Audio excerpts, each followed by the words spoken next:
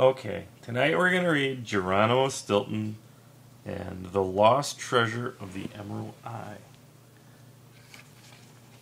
It says, Dear mouse friends, welcome to the world of Geronimo Stilton. I'll take a picture of this and send it to you guys so you can look.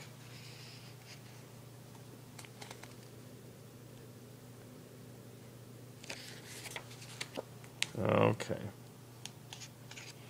Here's Geronimo Stilton, a learned and brainy mouse, editor of the Rodents Gazette.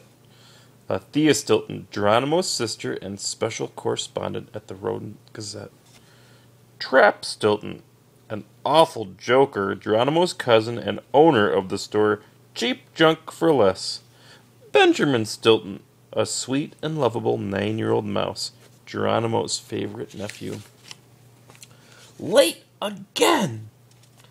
Putrid cheese pups. It was 9 o'clock, and I, Geronimo Stilton, was late for work. Again! I rolled out of bed in a minute and was dressed in two pretty fast, considering that I'm really not a morning mouse. Cheese slices! I hate Monday mornings, I grumbled, while brushing my teeth with cheddar-flavored toothpaste. Then I hurried downstairs, tumbled over my tail, and tumbled all the way down to the door. Thump, thump, thump. So much for being quiet as a mouse.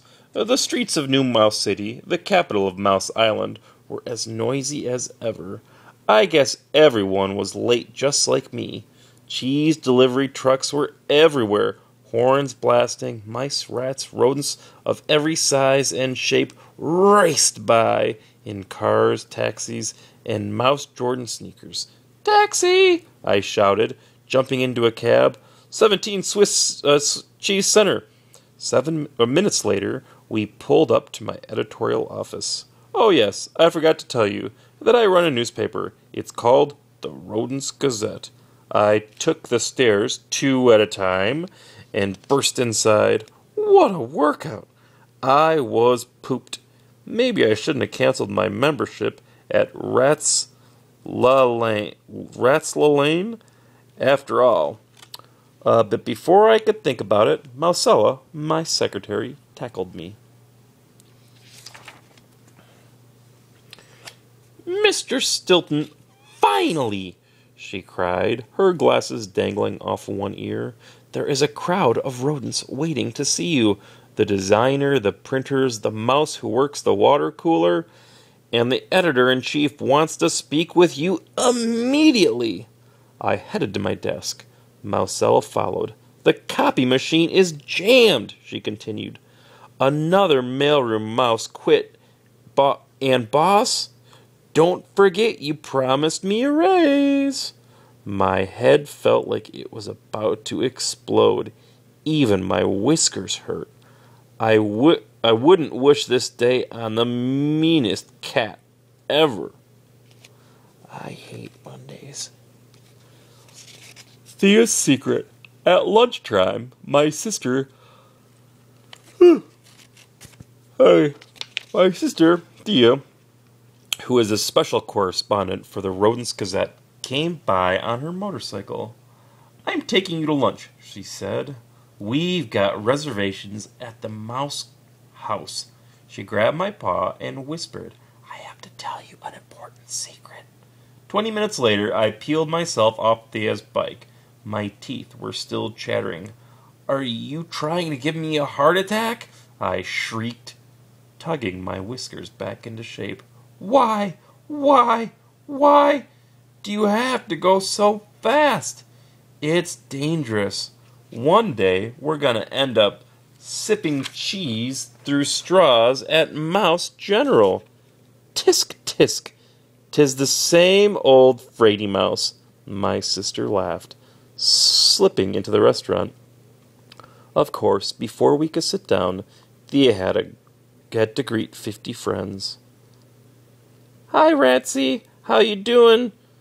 Swista? I rolled my eyes.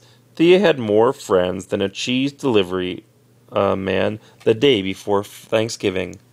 Finally, we were seated. So what is it? I asked impatiently, but my sister was busy looking at the menu. Why don't we order first? She said.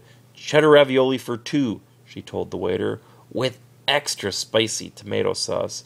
Spicy? I groaned. You know I get heartburn. Did I mention my sister can be incredibly annoying at times? Thea waved her paw. Oh, please. You could use a little spice in your life. Besides, you'll have to get used to eating all sorts of food on our trip, she whispered, winking at me. Trip? What trip? I asked. Shh. Shh. Do you want everyone to know? She said, pinching my tail. Well, what are you talking about? I hissed. Thea glanced around. Hold your whiskers. I think the waiter may be spying on us. He looks a little suspicious. She said, Who on earth wants to spy on us? I cried. My head started to pound.